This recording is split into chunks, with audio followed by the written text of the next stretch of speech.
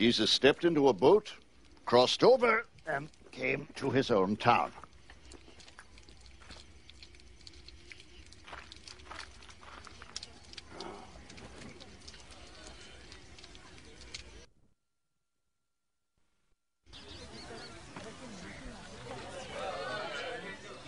Some men brought to him a paralytic lying on a mat.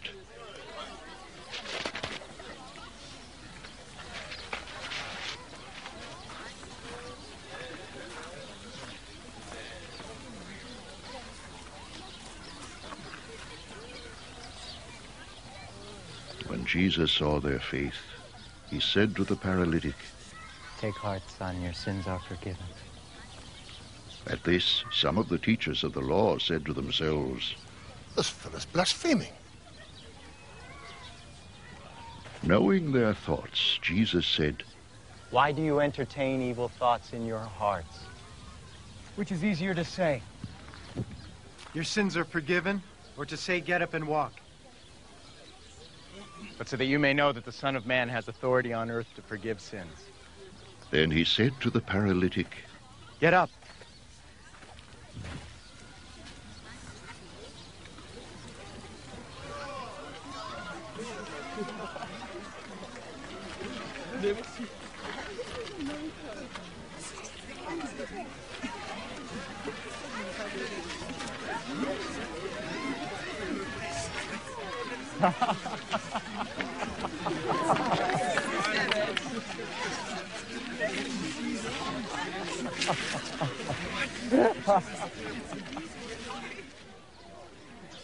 Take your mat and go home.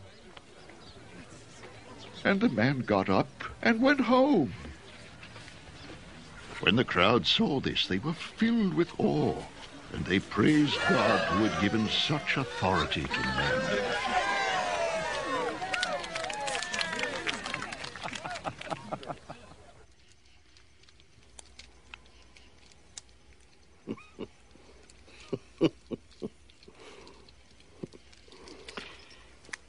As Jesus went on from there, he saw a man named Matthew sitting at the tax collector's booth.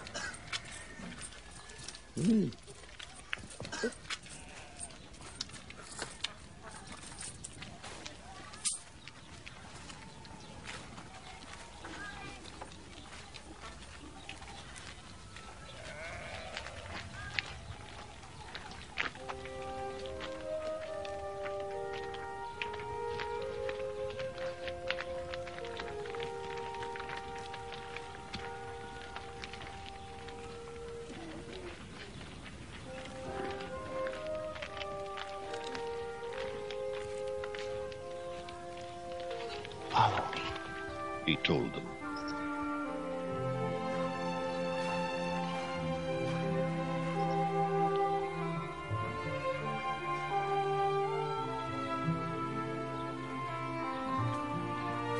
And Matthew got up and followed him.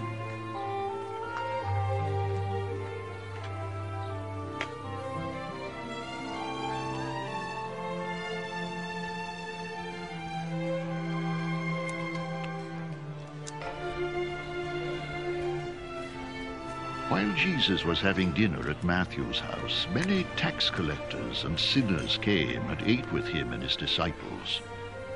When the Pharisees saw this, they asked his disciples, "Why does your teacher eat with tax collectors and sinners?" On hearing this, Jesus said, It is not the healthy who need a doctor, but the sick.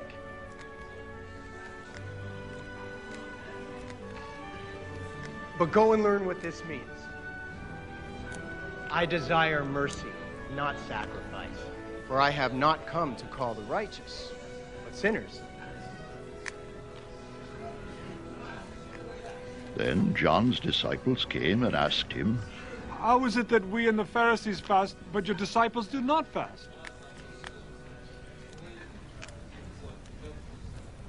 Jesus answered, How can the guests of the bridegroom mourn while he is with them? The time will come when the bridegroom will be taken from them. Then they will fast.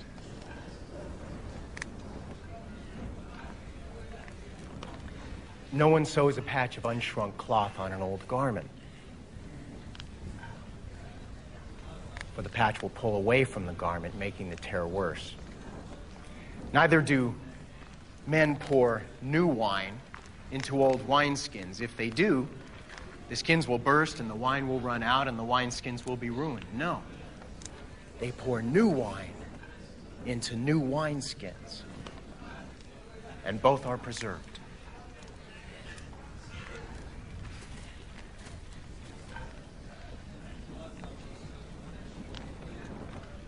While he was saying this, a ruler came and knelt before him and said, My daughter has just died, but come and put your hand on her and she will live.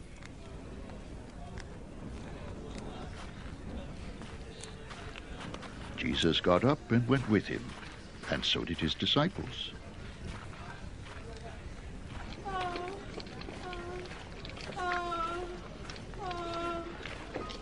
Just then, a woman who had been subject to bleeding for 12 years came up behind him and touched the edge of his cloak. She said to herself, "If I only touch his cloak, I will be healed." Jesus turned and saw her.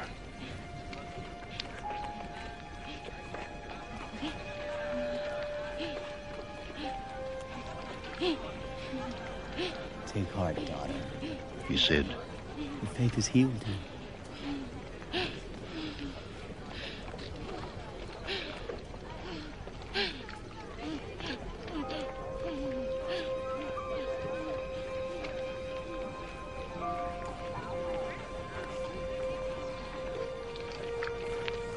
and the woman was healed from that moment.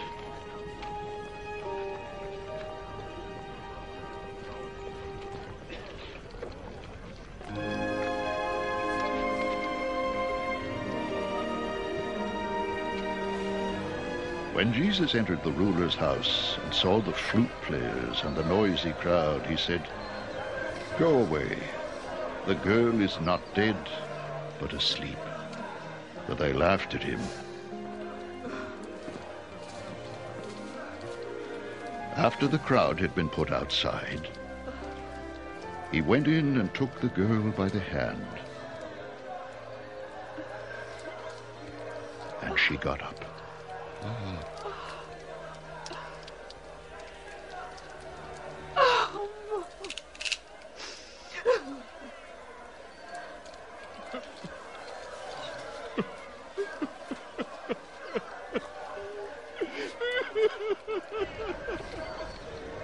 News of this spread through all that region.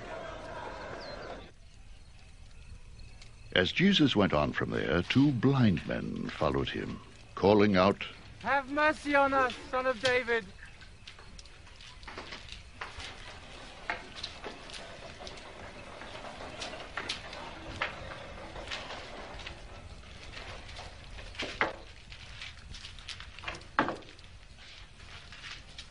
When he had gone indoors, the blind men came to him, and he asked them.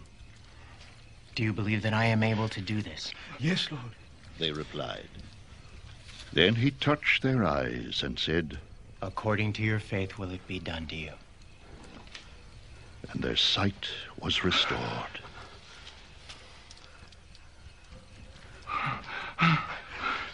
Jesus warned them sternly, See that no one knows about this.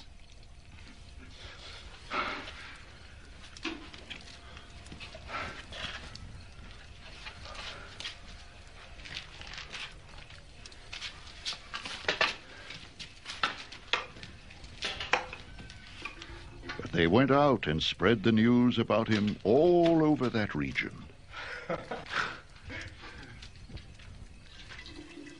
While they were going out, a man who was demon-possessed and could not talk was brought to Jesus.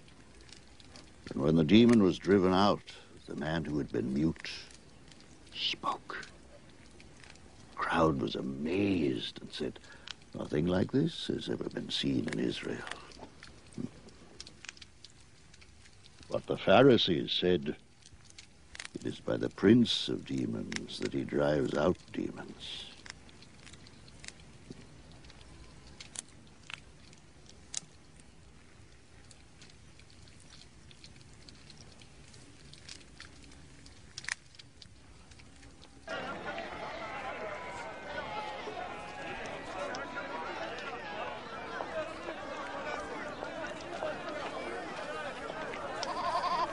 Jesus went through all the towns and villages, teaching in their synagogues, preaching the good news of the kingdom, and healing every disease and sickness.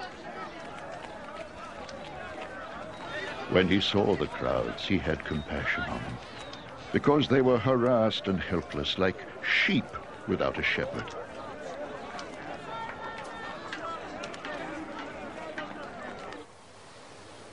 Then he said to his disciples, "The harvest is plentiful, but the workers are few. Ask the Lord of the harvest, therefore, to send out workers into his harvest field."